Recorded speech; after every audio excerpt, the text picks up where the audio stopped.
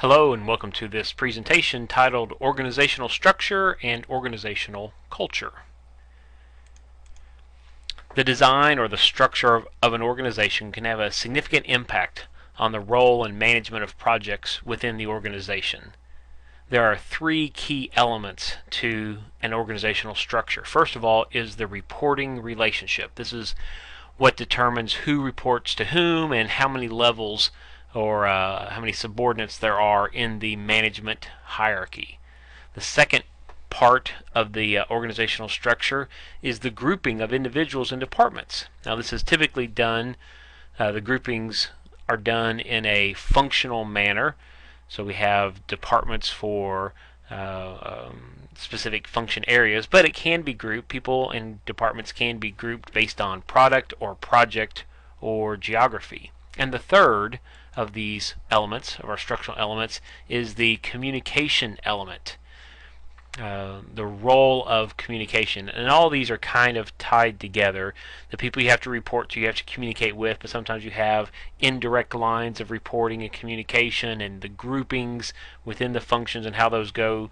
I think instead of a bullet point there on communication, a classic Dilbert strip, one of the most famous Dilbert strips, I believe. It's one of the early ones. You can tell by the drawing, if you're a fan of Dilbert, that this is the old drawing style, but Dilbert says to the pointy-haired boss, "Who needs to sign my business case to buy a web server?" And the boss says, this crosses departments. So we see the issues of who reports to whom and the groupings going across, in this case, probably functional departments. I fear this project get approval of every director, every vice president, every executive vice president, plus Griffin. And the question is, do you mean Ted Griffin in finance, or the mythical Griffin beast that's half eagle, half lion, whichever is harder? And it feels like that sometimes. The reason Dilberts have been so successful as a comic strip, and so many of those have been cut out and placed on cubicle walls and in various office buildings, is because they have a real stinging bite of truth to them sometimes. Another stinging bite of truth to organizational structure and a lot of work on communication and communication channels, like we were just talking about, is the movie Office Space and the famous TPS report from Bill Lumbergh, where he's saying to the main character there, yeah, did you get the memo? We're changing the cover letter on the new TPS report. Yeah. So if you could use that new cover letter. And again, super funny stuff. Highly recommend that movie. You could even tell your friends or your spouse that it's required watching, that you have to watch that movie this weekend. You don't really, but if you wanted to, and you wanted to blame it on me in this class, you'd enjoy the movie. If you've never seen it before, it's very funny. Office Space. And if you have seen the movie, it's even funnier second and third viewings. It's funny because it's true. Forms of organizational structure: functional, project, and matrix are three organizational structures, and we're going to talk about those briefly here. The functional organization, people are grouped to the activities. Project, they're grouped to the projects they're working on, and matrix tries to do a dual hierarchy that gets the benefits of both. So let's talk about these real quick. Functional organizational structure. This is the classic model, and it's still by far the most common organizational model that you'll find in the businesses today. More than likely you work for a company that has this structure. Projects may take longer. It's not designed for projects, it's more designed for process. So projects may take a little longer, and there's a great deal of stability on the positive side in this model. It's designed for processes and effective processes. These organizations tend to be slow to change, and again, that has advantages and has disadvantages. It has advantages if you're in a slow to change industry, and it has a disadvantage if you're in an industry that is undergoing rapid changes. One of the challenges with this, when we try to do change, and change involves the need for things like projects, and projects involve the need for communication across different functional areas, as we talked about previously multiple times. If you're in this traditional organization, you probably have these virtual silos, these functional silos, where all the communication resides within that silo and all the communication goes simply up and down in a vertical manner, and there's very little interaction across horizontal lines. This is common. Good or bad, most people would agree that it's common. And most people would agree that it's bad when you need to be innovative, because it's very difficult to be innovative when you're limited to working within your own silos. So this functional structure for an organization, it has advantages and disadvantages, strengths and weaknesses. The strengths are the firm's design is maintained. There's some real consistency there. There's also an advantage that you develop in-depth knowledge in specific areas. Somebody who's been in a silo for 5 years knows a lot about how that silo works and can give you a lot of detailed information on success within the silo. And if you've been there for 20 years, even more so. Your knowledge of the silo is very strong. You know where the opportunities are to save a little time, to fudge a process a little bit and take a shortcut and get the same results, and so on. And one of the strengths is this is it has a very standard career path. You get into this environment and you can stay there more likely for a longer term, provided that the company, which tends to be pretty inflexible and non-responsive, is in an environment that's going to be around in 20 or 30 years. Now the weaknesses are functional siloing. That's actually a weakness of this model because there are specifically drawbacks. So 2, 3, and 4 on that weakness list are really results from the siloing that's going on. Projects take longer because it's difficult to have communication on the horizontal level across functional departments, which you need to have for a project. Projects are sub-optimized. There's no direct ownership. There's competing priorities. The individuals are more vested in their silo than they are on the projects, so they're going to give their silo commitments higher priority, and the project will come lower priority, and that makes the projects subservient to the immediate needs of the silo that individual is in. And there's really a lack of customer focus. Again, when you're focused on not just for projects, but even within the organization, when you're just focused on your silo, you're really not talking to customers, because customer focus and project focus kind of go hand in hand. So let's say the second of our 3 models, organizational models, is the project organizational model. Now this model is for organizations with a very strong or even an exclusive focus on running projects. So like a construction company, what it does is it runs projects. It's building buildings, it's building homes, it's building industrial office space, but it's constantly building something.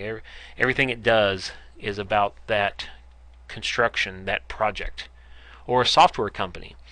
Right, at Microsoft, they've got their group that's working on the next release of the operating system, or the next release of Office, or the next release of a web version of the Office, or it's working on some cloud-based storage project, or whatever it is. You're working on a project in a software company potentially. These large manufacturers like Boeing and Airbus, where they're working, for multiple years on these very large, very expensive, very complex projects. That project is, your primary responsibility, not dedication to your silo and maintaining status quo within your silo, but your primary focus is on a project. I think pharmaceuticals are an example in the book as well, where you're working on a new drug, you're working on a new product. Each product in this model is a self-contained business unit with a dedicated project team. So instead of having a silo based on function, you have a group based on the project. And if you want to call each project a silo, you can kind of do that. That gets away from the mental image of vertical silos like on a farm standing out. So we'll just call these groups, and the groups are based on projects. And the advantage of that is we actually have more horizontal communication. So there's some advantages there. Now there's some disadvantages as well. So let's spell these out: strengths and weaknesses. The project manager has sole authority over the project, unlike in the functional model, where a project is kind of a secondary thing to the functional areas. In this model, The project is the primary thing, so the project manager has more authority there. There's better communication because, again, it's not subservient to something else, but it is the primary goal of the people in the group is the project. More effective, faster decision making. Creation of project management experts. We have a commitment to project, and over time within the company, there are individuals in the company that become, because of experience, become experts on managing projects. And projects tend to have a high association with customer needs and opportunities, so there, as an organization, there's a higher responsiveness to market or customer opportunities. Now, the weakness with the project model, all these weaknesses relate to the human resources elements, in my opinion. As I look at these, I kind of put that summary up there. Expensive to set up and maintain teams, and that expense, again, is a human resource expense, is where we find that. Loyalty to the project rather than to the organization, again, that's kind of an issue with your human resource individuals. So they're committed to the project being successful, but what happens when the project ends? Their commitment to the company may not be that strong. It's difficult, and they may move on to other companies that are doing projects that they're interested in rather than sticking with the company and keeping their expertise there with the company. It's difficult for team members to develop organizational knowledge. They're developing project knowledge and market knowledge, but the 5 years of experience or 20 years of experience within a silo, they're not developing that within the organization, so they're not having that deep organizational knowledge. And all this results in high personnel turnover. Sometimes you have to hire people, you have to do contract work to meet the needs for the project, and contract workers obviously do not have the same commitment to the organization that somebody who's a salaried person in the organization is going to have. And even your salaried people, when a project's in, they may choose to look to an organization it's not going to be so project based. There's a little bit of uncertainty, or even a significant amount of uncertainty in this approach. So a hybrid of these two would be this matrix organization, which is a relatively new idea. I think the last 30 years is what our book says. And the goal here is to balance and combine the functional and the project models by emphasizing both at the same time. At any given time, an employee will have two bosses, which is a challenge because you'll have your silo boss, your traditional functional boss, and you'll also have your project boss. But the benefits is that the employee establishes roots in the organization through those traditional functional roles while also communicating and working horizontally without the silos limiting the communication. So they're working across those functional silo areas. Company employees, which are called resources in this figure, which I don't necessarily like. I don't think that's very useful, but I know what they mean. Human resources there. So company employees, they feel less like contract employees in this model because they're working on a project, which is exciting, but they're also working within their silo. And there's a lot of comfort in the traditional model.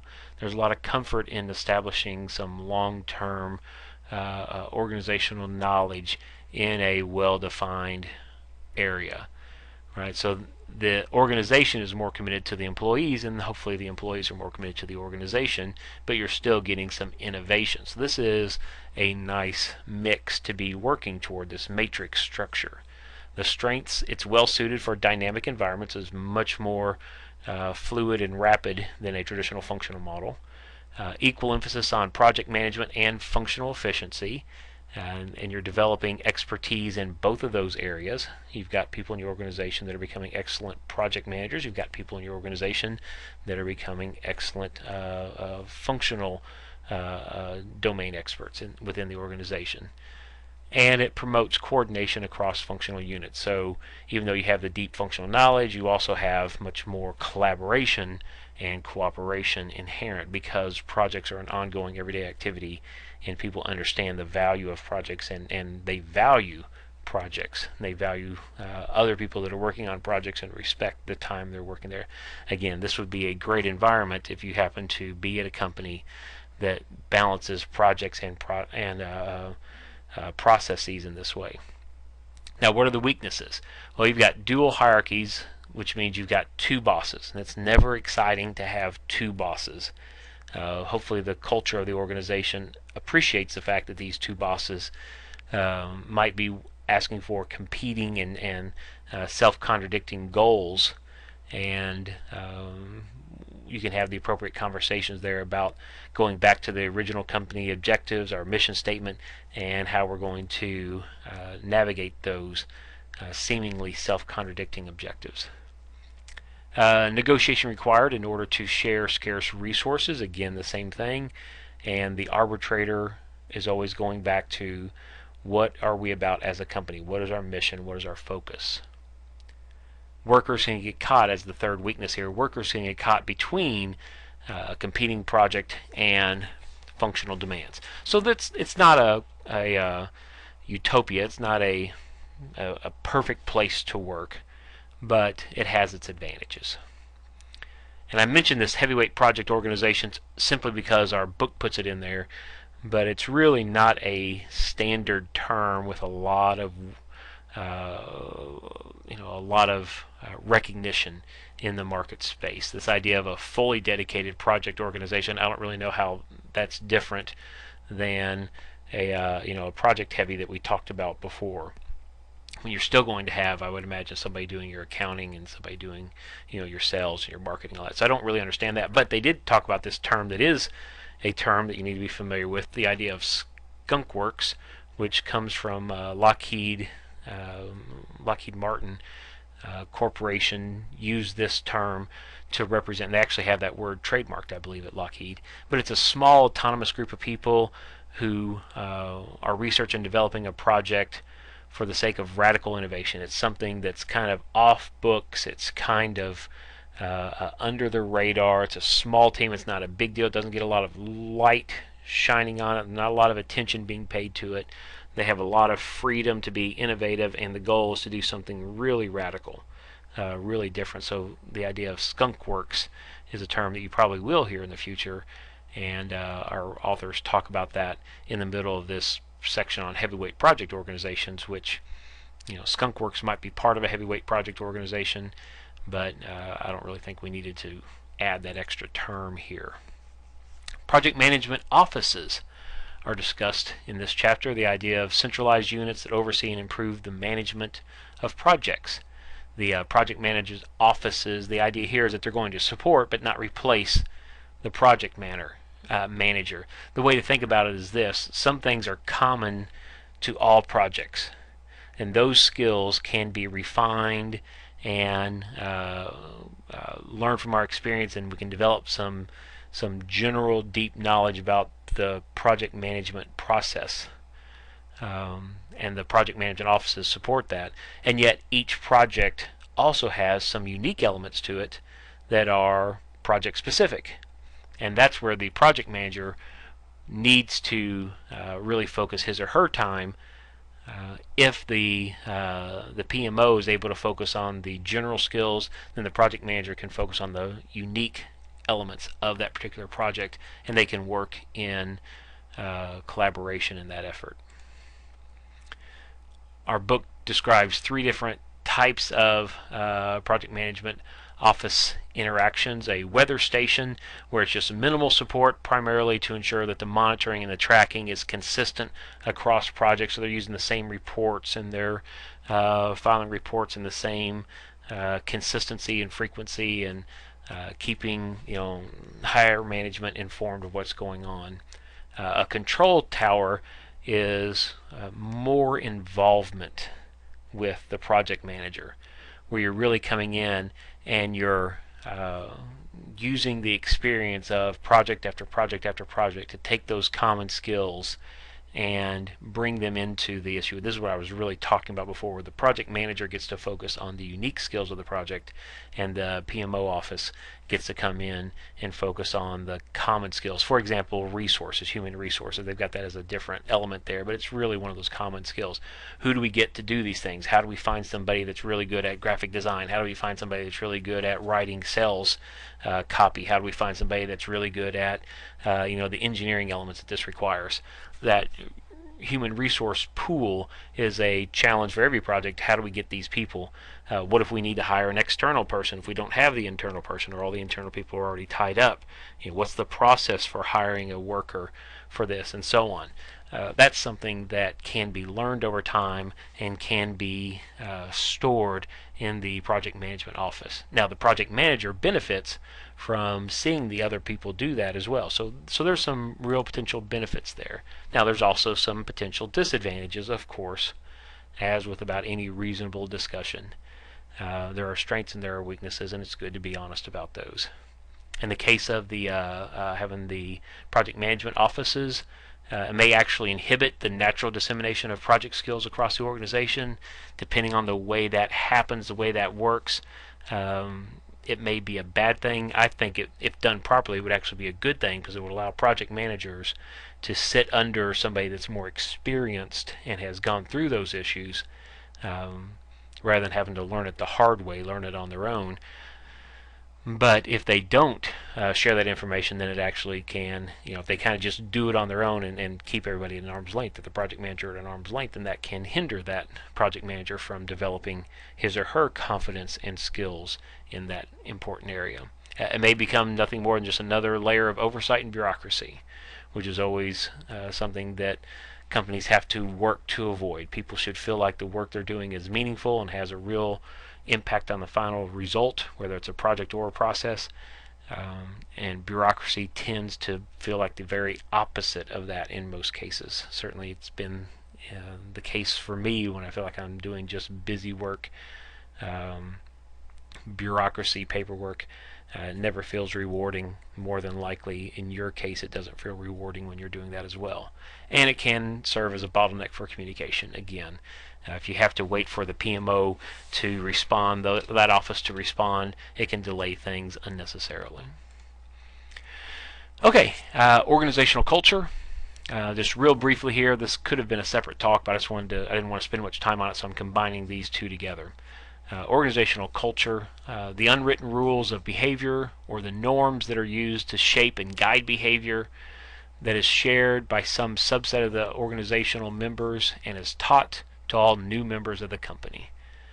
And I could say some things about organizational culture, but probably the best way to explain this is the gorillas and banana story. Some of you may have heard this before, so bear with me. If you haven't heard this before, then you'll enjoy this. This story starts with a cage containing 5 gorillas and a large bunch of bananas hanging over some stairs at the center of the cage. Before long, one of the 5 gorillas, goes to the stairs and starts to climb toward the bananas, as you would expect. However, as soon as he touches the stairs, all of the gorillas are sprayed with a fire hose of cold water. So it's high velocity cold water. After that stops the gorilla. The gorilla gets off the stairs, and all the gorillas are a little frightened by this. Not touching the stairs anymore, the water stops, and eventually another gorilla goes up, makes an attempt to go for the bananas, touches the stairs. As soon as he touches the ladder or the stairs, all the gorillas are sprayed with cold water. This process repeats every time a gorilla attempts to retrieve the bananas. That gorilla and all the other gorillas are sprayed with the cold water. Now, eventually, they quit trying to get the bananas, even though they look very good and they're right there above the stairs or the ladder. They just ignore it. Now, here's the interesting thing.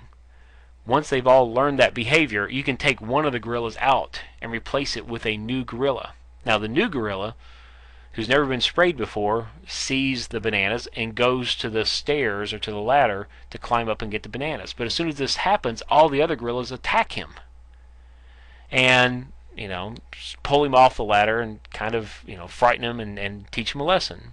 And after a while, the gorilla probably tries again, and all the other gorillas attack him again.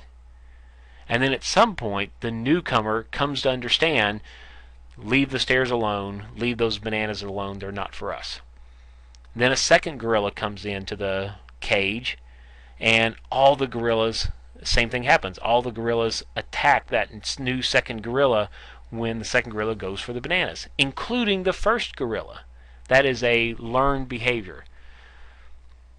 The second gorilla learns the behavior. Nobody goes for the bananas. They bring in a third gorilla. Everybody attacks the third gorilla. The third gorilla learns the behavior. Fourth gorilla comes in. Everybody attacks the fourth gorilla, learns the new behavior. Eventually, the last gorilla is replaced by a new gorilla. And that new gorilla, when he goes for the bananas, is ganged up, beat up by all the other gorillas, and learns not to go for the bananas. So now you've got a situation where there are 5 gorillas in the cage, none of whom have ever been sprayed by water, but all of whom know not to go for the bananas and not to touch the ladder or the stairs. And if you could ask the gorilla, if you get in their mind and you could talk to them, say, why is it that we as gorillas do not go for the bananas? They would tell you with all, gorilla sincerity possible, because that's the way it's always been done. And this story is told because it's a great story of explaining culture.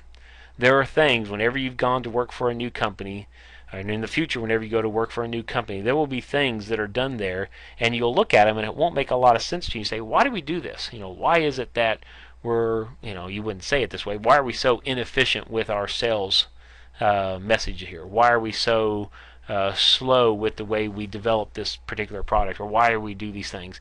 And people just look at it like, well, that's the way we've always done it here. That's the idea of culture, and culture impacts project management. So if you're trying to manage a project, the culture of the organization comes into play. There are a lot of influences on the culture of an organization. High technology organizations are more likely to have a fast-paced culture environment, like slow changing environments. Companies in those slow changing environments are likely to develop cultures that reinforce low risk taking, stability, efficiency. Now, newspapers used to be in this slow changing environment, because the process of writing newspapers, that was very unchanged for 50, 60, 70, 80 years. But then technology changed the news industry, and you no longer got your news once every 24 hours. You got your news all the time in real time. So we actually see that technology and environment, those two interacted in that one particular instance. Geographic location can affect organizational culture. Boston is very different than Bowling Green, and a manager from Boston and a manager from Bowling Green, if they got together to work on a project, they would have some cultural differences about how things get done. Reward systems can reflect different social or ethical priorities. You might value environmental issues. You might value social justice issues. You might value flexible work schedule goals, and those reward systems can impact the way projects are managed. Rules and procedures can be formal, where they're written down, or they can be informal, where they're just kind of expected, but they're not explicitly stated, kind of like the gorillas in the cage. It's just the way that we do things. It's almost always better if those expectations are consistent and written rules and procedures. You want to be in an organization where what's expected of you is very, very clearly delineated and expressed. Key organizational members, especially company founders, they can impact the culture. They can set the culture. It's very different if your company was founded by a workaholic who still is there as the CEO, president, founder for the organization. The culture of that company is going to be very, very different than if your company was founded, you're working for a company that was founded by some ex-hippie who maybe still works there or doesn't, and his goal for the company was that it be a fun place to be creative and to get the job done. Critical Incidents talks about illustrative stories, good or bad, that are part of the company's oral tradition. In all these cases, influence cultural organizational culture is changed by these things, or can be changed by these things, and whatever the company's culture is, the organization's culture, that will affect you as a project manager. Okay, summary points. Organizational structure designates formal reporting relationships, including the number of levels in the hierarchy and the span of control of managers and supervisors. Functional siloing is the term for the tendency for employees to become fixed in their concerns and work assignments to the exclusion of the needs of other departments. A matrix structure seeks to balance and combine the functional and the project models by emphasizing both at the same time, tries to break down those silos and improve horizontal communication. A project management office, a PMO, is designed to oversee or improve the management of projects without stripping responsibilities from the project manager. And organizational culture can be influenced in a variety of ways, including reward system and key organizational members, and we mentioned a few more than that as well. Okay, thank you. Have a very good day.